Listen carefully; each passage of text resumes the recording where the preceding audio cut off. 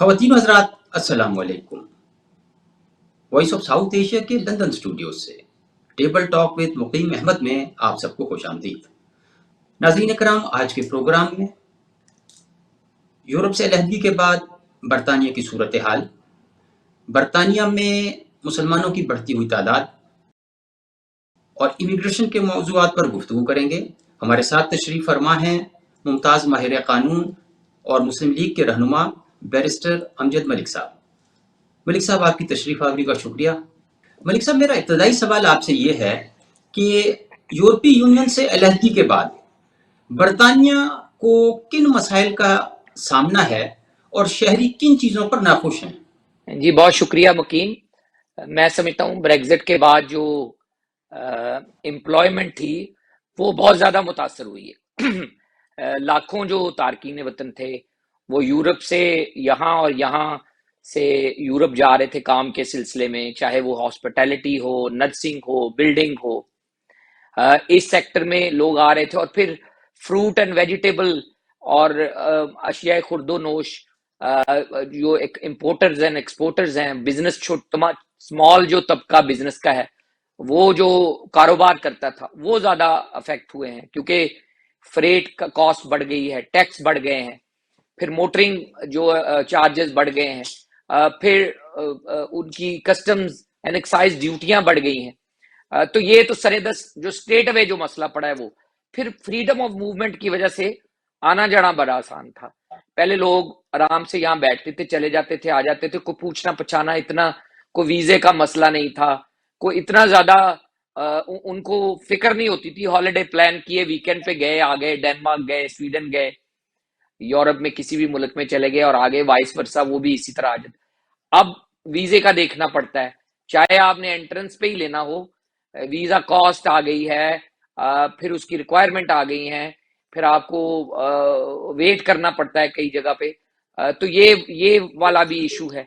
बड़े लेवल के ऊपर बिग बिजनेसेस और जो गवर्नमेंट टू गवर्नमेंट लेवल है वो भी मेरे ख्याल में जिस तरह इन्होंने ब्रेग्जिट बेचा था कि जी ब्रेग्जिट के बाद हमारे कर्जे कम हो जाएंगे, हम दूसरे मुल्कों के जो अखराजात उठा रहे हैं वो कम हो जाएंगे, इमिग्रेंट्स की तादाद में कमी वाकया होगी और लोग जो धड़ाधड़ बरतानिया का रुख कर रहे हैं वो रुक जाएंगे। आपने देखा है लेटेस्ट फिगर जो है वो ये बता रहे हैं कि इस साल में रिकॉर्ड तादाद में लोग ये जो फेरीज और वाटर के जरिए आए हैं और इलीगल लोग बहुत आ रहे हैं फ्रांस के जरिए और जो पानी के जरिए।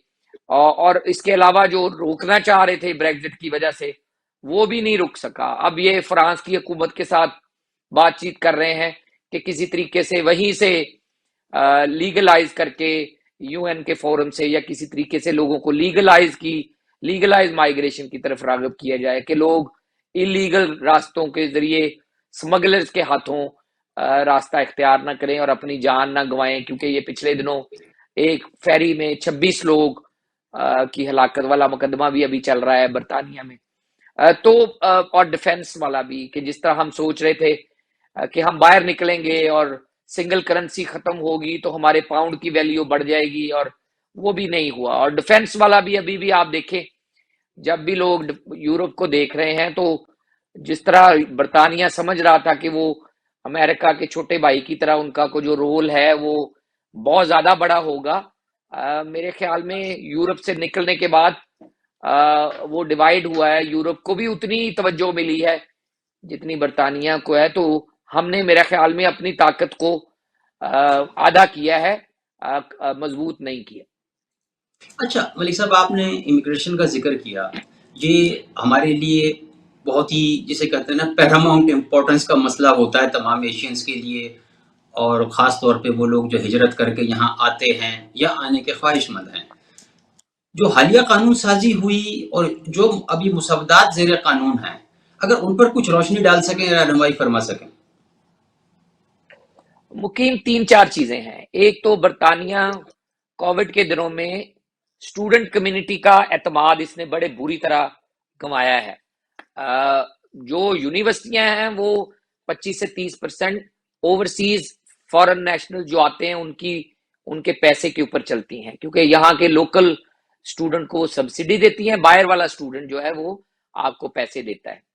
अब कोविड के दौरान जब यूनिवर्सिटी चल ही नहीं रही थी, तो वो स्टूडेंट, फॉरेन स्टूडेंट को जिसके ऊपर यूनिवर्सिटियां चल रही हैं, उसको वो इतनी मराहत नहीं दे सके जितनी देनी चाहिए थी। ना ही गवर्नमेंट ने कोई यानी काउंसिल टैक्स की माफी या इस तरह की या फीस में कोई कटौती या आगे करने की फैसिलिटी या हॉलिडे ट्यूशन फी हो, इस तरह का नहीं दे सके। इसकी वजह से बहुत सारा जो स्टूडेंट, इंटरनेशनल स्टूडेंट मार्केट है, उसमें जो आपके यूनिवर्सिटी के रिप्रेजेंटेटिव्स होते हैं या आपकी जो ब्रांचेस भेजती हैं बाहर के मुल्कों से, उन्होंने बड़ा एक ट्रस्ट डेफिसिट पैदा हुआ है। लोग ऑस्ट्रेलिया और कनाडा की तरफ ज्यादा गए हैं क्योंकि उन्होंने लगा है उनके मराहत उधर ज्यादा है। अब जब यूनिवर्सिटियां खुली हैं कोविड के बाद, तो धड़ाधड़ यूनिवर्सिटियों ने अपनी भर्ती की है और अपने कोर्सेज फिल किए हैं। तो इमिग्रेशन की आवाज उठना शुरू हो गई है कि जी इस साल 5 लाख से बढ़ गई है माइग्रेशन फिगर, क्योंकि उसमें स्टूडेंट तादाद बहुत ज्यादा थी।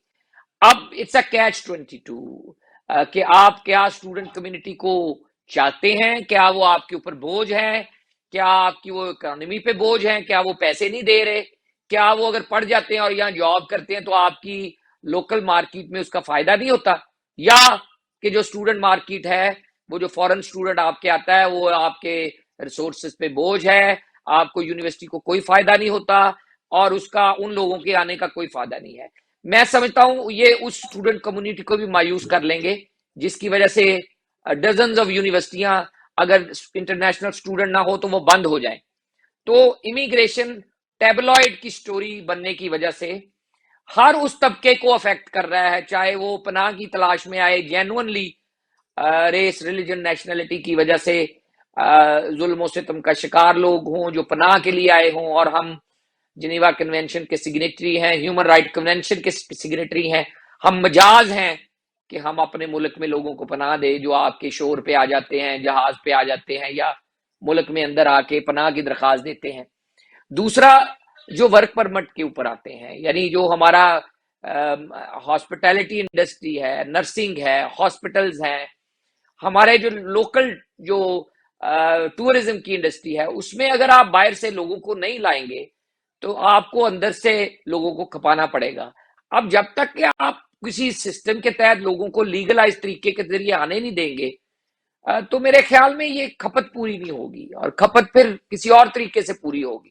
तो मेरे ख्याल में ये पॉलिटिकल गिमिक का शिकार हुआ है इमिग्रेशन। यहाँ पे जरूरत है लोगों की, यहाँ पे मार्केट में जॉब मौजूद है, लोकल आदमी करने के लिए तैयार नहीं है, बाहर से आदमी करने के लिए तैयार है, जो पढ़ा लिखा भी है, जो टैक्स भी देगा और जिसका वीजा भी 5 साल बाद लगेगा। लेकिन सियासी अफरा तफरी और सियासी गिमिक की वजह से इमिग्रेशन जो है वो टैबलाइड का शिकार है, सनसनीखेजी का शिकार है। आप इसको कहे कि पॉलिटिकल एक शटलकॉक बन गई है कि जो भी पार्टी आती है वो समझती है कि इमिग्रेशन हमें तारकीन वतन की वजह से वोट लेके देगी और लोकल कम्युनिटी खुश होगी कि हम तारकीन वतन का रास्ता रोक रहे हैं। तो मेरे ख्याल में बरतानिया एक कॉस्मोपॉलिटन मल्टीकल्चरल सोसाइटी है। यहाँ पे अब बाकी लोगों का असर और रसूख और उनका आना जाना मेरा ख्याल रोकना या उनके रास्ते मसदूद करना मुश्किल है। अब जबकि एक एशियाई वजीर आजम है और एक एशियाई ही मेयर लंदन है, तो मेरे ख्याल में प्रो इमिग्रेशन पॉलिसीज होनी चाहिए, काम वाले लोगों को आने की इजाजत होनी चाहिए और वो टैक्स पे करेंगे, आपकी इकोनॉमी में कंट्रीब्यूट करेंगे, मुल्क का फायदा करेंगे, नुकसान नहीं करेंगे। और ये आम माफी का ऐलान होना चाहिए। 4-5 लाख लोग जो सिस्टम में सालों से पड़े हैं, उनके बच्चे हैं, उनकी मेडिकल इश्यूज हैं, वो पाकिस्तान वापस नहीं जा सके, नेपाल, इंडिया, बांग्लादेश, अफगानिस्तान, लीबिया, इस तरह के मुल्कों से आए लोग 10-10 साल से यहाँ बैठे हैं, जिनको आप भेज ही नहीं रहे, ना दे रहे हैं वीजे ना भेज रहे हैं, उनको मेरे ख्याल में एक आम माफी दे देनी चाहिए। पिछले वजीर आजम ने मेयर के तौर पे इंदिया दिया था कि हम गौर करेंगे। अब तो जो होम सेक्रेटरी है वो बहुत सख्त है, वो इमिग्रेशन की बैरिस्टर है, वो कहती तो हैं कि हम ऐसी किसी चीज का ऐलान नहीं करेंगे, लेकिन मैं समझता हूँ साहिब राय यही होगी कि ऐसे लोग जो सिस्टम में 5 साल से स्टक हैं उनको 5-5 साल के वर्किंग वीजाज दे दिए जाए, वो टैक्स दें, अपने माली मामला ठीक करें और ग्रीन कार्ड या इंडेफिनेट लेकर या मुस्तकिल क्याम करें। इससे टैक्स पेयर के ऊपर बोझ कम होगा। मलिक साहब, एक रिपोर्ट आई है, बल्कि आपकी जो मरदमशुमारी हुई है 10 साल के बाद बरतानिया में, जो हर 10 साल बाद होती है, उसमें एक बड़ी दिलचस्प चीज सामने आई कि मुसलमानों की तादाद बढ़ गई है इंग्लैंड और वेल्स में। तो इस पर आप क्या कहेंगे? देखिए, हमारी इसमें कोई दो राय नहीं है कि जो वर्किंग हमारे मिडिल क्लास है वो आजकल घर चलाना मुश्किल हुआ है। हमारा जो घर है, दो मियाँ बीवी काम करते हैं तो घर चल रहा है। तो ऐसे में जो एशियाई कम्युनिटीज हैं, वो नॉर्मली एज अ कल्चरली ज्यादा बच्चे पसंद करते हैं। उनके 3-4 बच्चे जो हैं वो नॉर्मल एक फैमिली को समझा जाता है। बाकी दूसरी इंडिजिनस जो वाइट कम्युनिटी है, वो सोच विचार के और प्लानिंग के साथ और उसकी पेशबीनी करके, उसका टाइम टेबल और उसका बजट बना के वो अपनी खानगी जो फैमिली प्लानिंग है वो करते हैं। ला मोहल्ला टाइम वही होता है 25 से 35-40 साल वाला, उसमें कई दफा वक्त गुजर जाता है। तो नॉर्मल एशियाई कम्युनिटी जो है, उनके 4 या 5 बच्चे होते हैं, क्योंकि उनकी बच्चों की शादियां अर्ली उम्र में होती हैं और उनके 4 या 5 नॉर्मल हैं। और एशियाई कम्युनिटी में 2 और 3 बच्चे जो हैं ये नॉर्मल आपको नजर आता है। तो ये इट इज अ कल्चरली, मैं कहूंगा कोई ऐसी कोई दौड़ नहीं है कि कोई रेस में है कि हम जीत रहे हैं वो हार रहे हैं। मेरे ख्याल में इंडिविजुअल प्लानिंग और फैमिली प्लानिंग की प्रायोरिटीज का है कि लोग प्रोफेशनल की तरफ ज्यादा जाते हैं, पढ़ाई की तरफ जाते हैं, प्रोफेशनल अचीवमेंट हासिल करते हैं, फिर शादी करते हैं, फिर बच्चे फैमिली प्लानिंग की तरफ आते हैं। हमारी कम्युनिटीज में अभी बच्चा आखिरी साल यूनिवर्सिटी में होता है, हम कहते हैं इसकी शादी कर दो, कमाता रहेगा सारी उम्र। तो मेरे ख्याल में ये उनके और हमारे जो माइंडसेट में कोई 5 से 7 साल का फर्क है, जिसकी वजह से अगर आप एवरेज एक बच्चा भी एक फैमिली में लगाएं कि ज्यादा हो, तो मेरे ख्याल में ये कल्चरल प्रेफरेंसेस की वजह से हो सकता है कि मुसलमानों और एशियाइयों की तादाद दूसरी कम्युनिटी की निस्बत ज्यादा हो। लेकिन कुछ लोग खुश हो रहे हैं कि मुसलमानों की तादाद बढ़ गई। लेकिन मेरे ख्याल में बरतानिया में कोई इतना ज्यादा फर्क नहीं है। मुसलमान हो, सिख हो, हिंदू, ईसाई हो, सारे ही अपनी मजहबी जो प्रैक्टिसेस हैं उसमें आजाद हैं। आप अपने घर में क्या करते हैं, ना रियासत जान के देखती है, ना हुकूमत उसमें कोई किसी किस्म की कदगर लगाती है, ना सूंघती है, ना पूछती है, ना इन्वेस्टिगेट करती है। आपके मसाजिद, गुरुद्वारे और कलीसाएं और सिनागॉग आजाद हैं और लोगों की खिदमत कर रहे हैं। और यही इस मुआशरे की खूबसूरती है कि यहाँ पे सारे लोग आजादाना तौर पे अपना मजहब का जो है प्रचार भी करते हैं और उसका प्रैक्टिस भी करते हैं। यहाँ वक्त हुआ एक ब्रेक का। बातचीत का सिलसिला वक्फे के बाद बढ़ाएंगे।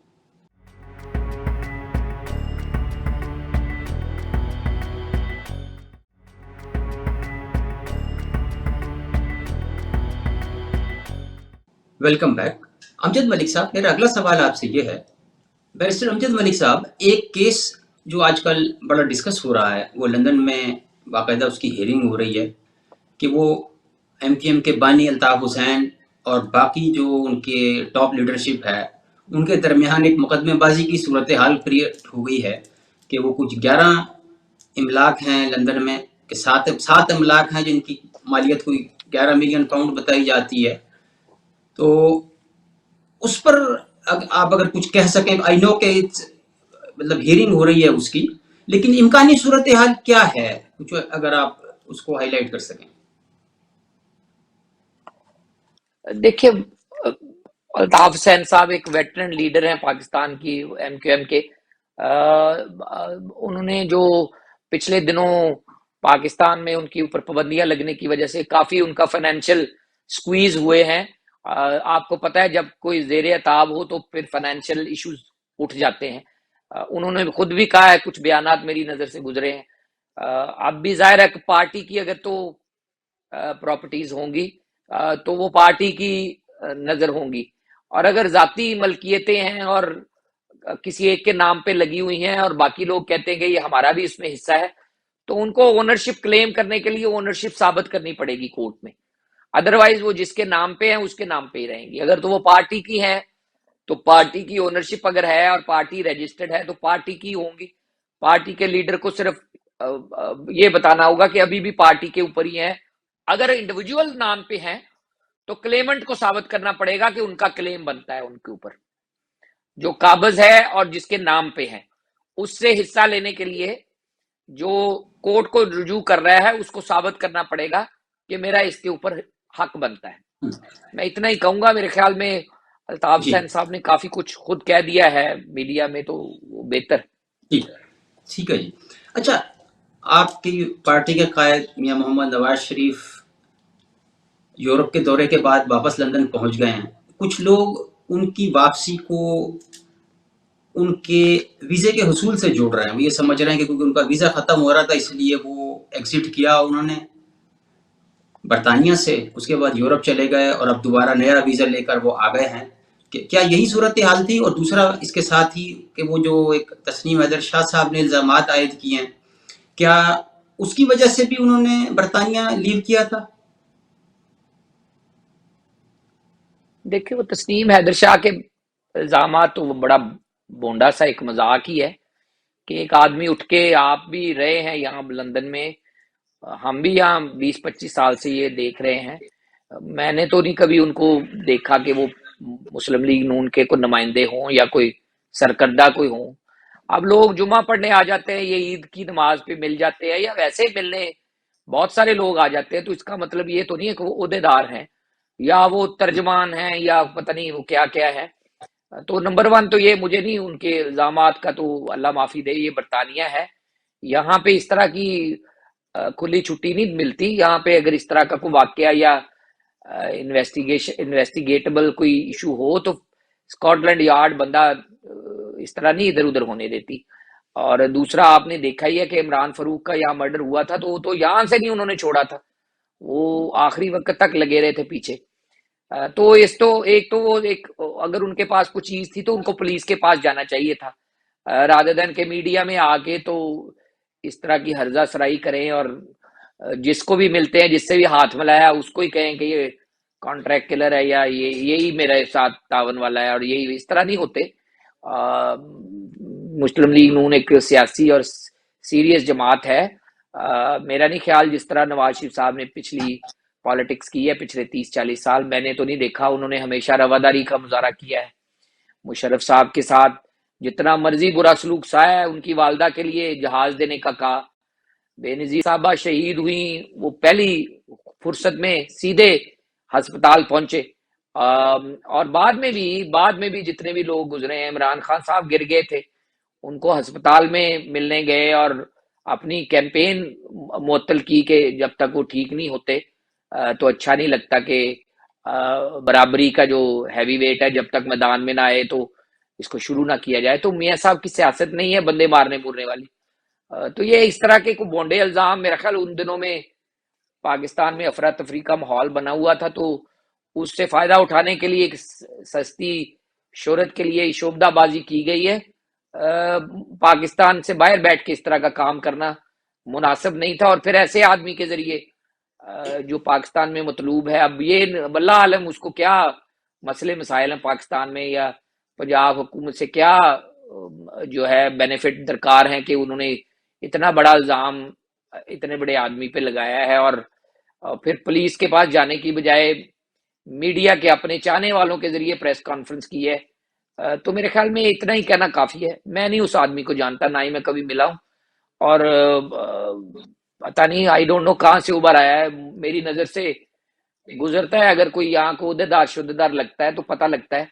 मैं नहीं, मुझे नहीं लगता कि उनके कोई सदाकत है। मियाँ साहब का जाना आना और वीजे का आपने कहा है, मेरे ख्याल में उनके पास डिप्लोमेटिक पासपोर्ट है, और जिन जिन मुल्कों में गए हैं उनके साथ अगर डिप्लोमेटिक रिलेशंस हैं पाकिस्तान के, तो आपके डिप्लोमेटिक पासपोर्ट के ऊपर एंट्री एग्जिट हो जाती है। उनका वीजे का प्रोसेस अपील में था। अगर वो मुल्क छोड़ के जाते हैं तो मेरा ख्याल है कि अगर डिप्लोमेटिक पासपोर्ट पे बरतानिया एंट्री नहीं देता तो वो फिर वीजे का इशू बनता है। तो वीजा आजकल जब आप हुकूमत में हो तो सफारत खाने बड़ी जल्दी अकोमोडेट कर देते हैं। अगर वो जाके वीजा लेके भी आए तो वो भी एक दिन का काम है। अगर डिप्लोमेटिक पासपोर्ट है और फॉरेन ऑफिस फैसिलिटेट करे तो वीजा लगवाना कोई इतना इशू नहीं है। तो मेरे नहीं ख्याल मियाँ साहब के, मेरा ख्याल पाकिस्तान जाने का वक्त हुआ चाह रहा है। तो ये वक्त उन्होंने, मेरा ख्याल जो मेरी जाती राय है कि जो लॉबिंग हो रही होगी बड़ी अपॉइंटमेंट के ऊपर, उसको सरकमवेंट करने के लिए कि उन्होंने अपना फैसला सुना दिया होगा या बना लिया होगा अपना माइंड, कि वो लोग उनको ज्यादा तंग ना करें, तो उन्होंने इसलिए मेरे ख्याल में थोड़ा पर्दापोशी की है। बाकी कहाँ गए हैं कहाँ नहीं गए हैं मैं कमेंट नहीं कर सकता, क्योंकि मुझे कोई आइडिया नहीं है कि वो कहाँ गए थे। लेकिन ये मैं समझता हूँ सियासी तालिब इल्म होने की नाते कि उन्होंने पर्दापोशी की है कि लोग मुझे तंग ना करें। मैं अपना फैसला दे चुका हूं और अगर आपने लगाना है उस आदमी को तो लगा दें, नहीं लगाना है तो मुझे तंग ना करें। तो मेरे ख्याल में ये सियाको सबाक हो सकता है उनके लेटेस्ट जो है 1 हफ्ता 10 दिन की छुट्टी का। मलिक साहब, ओवरसीज पाकिस्तानीज का आइंदा की पाकिस्तानी की सियासत में क्या रोल देख रहे हैं? भैया इमरान खान ने बहुत जलील किया है ओवरसीज पाकिस्तानियों को, दिया लिया कुछ है नहीं, और पूरी चढ़ दड़ाई जो है पाकिस्तान के ऊपर करवा दी है। पहले इमरान खान ने नवाज शरीफ और जरदारी वगैरह को चोर चोर कहलवाया इनसे, बाद में अब बाजवा के पीछे पड़वाया है इनको। तो रियासत पाकिस्तान जो है वो ओवरसीज पाकिस्तानियों से अब खाइफ हो गई है, डर गई है, और एक मिथ क्रिएट की गई है कि ओवरसीज पाकिस्तानी सिर्फ इमरान खान के साथ ही हैं। तो ये मेरा ख्याल मिथ है, जिसको हुकूमत को चाहिए कि ऐसे इकदाम करे कि इस मिथ को तोड़ा जा सके। सीनियर सीरियस संजीदा जो ओवरसीज पाकिस्तानी है वो पाकिस्तान से मोहब्बत करते हैं, इमरान खान से नहीं, और वो पाकिस्तान में जो हुकूमत होती है उसको सपोर्ट करते हैं और पाकिस्तानी रियासत को सपोर्ट करते हैं। और बहुत बड़ी तादाद में लोग जो हैं वो खामोश तमाशाई हैं, वो हिस्सा नहीं लेते लेकिन पाकिस्तान से मोहब्बत करते हैं, उनकी नस्लों ने पाकिस्तान की खिदमत की है। तो ये मेरे ख्याल हुकूमत को चाहिए कि जो वादे वऊद किए हैं वो पूरे करें। उनकी सीटें का है, सीटें दें, इंटरनेशनल कॉन्फ्रेंस मुनक्कद करें, उनको बुलाएं, उनको इज्जत दें, एडवाइजरी काउंसिल बहाल करें, ओपीएफ ओपीसी के बोर्ड तयन करें, लोगों को चीदा चीदा लोगों को थिंक टैंक बना के पाकिस्तान ले जाएं, इनको नामो कराम से नवाजें। ये अच्छे लोग हैं ओवरसीज पाकिस्तानी, इनको खज्जल किया है इमरान खान और जुल्फी बुखारी ने और इसके चाहने वालों ने। मेरे ख्याल में वक्त है कि उनके जख्मों पे मरहम रखा जाए। उन्होंने बड़ा पैसा दिया है पाकिस्तान के लिए, और मेरे ख्याल में अब उनको इनाम देने का time. Thank you very much Malik साहब, आपके वक्त का बहुत शुक्रिया। ख़वातीन हज़रात, ये था आज का प्रोग्राम जिसमें हमने बरतानिया की सूरत हाल, इमिग्रेशन के मामलात, यूरोप से अलहदगी के बाद बरतानिया की सूरत हाल और दीगर मौज़ूआत पर गुफ्तगू की। मैं अपने मेहमान बैरिस्टर अमजद मलिक का शुक्रगुजार हूँ कि उन्होंने वक्त दिया। उम्मीद करता हूँ ये प्रोग्राम आपको पसंद आएगा। अगले प्रोग्राम तक इजाज़त दीजिए, तब तक अल्लाह हाफ़िज़।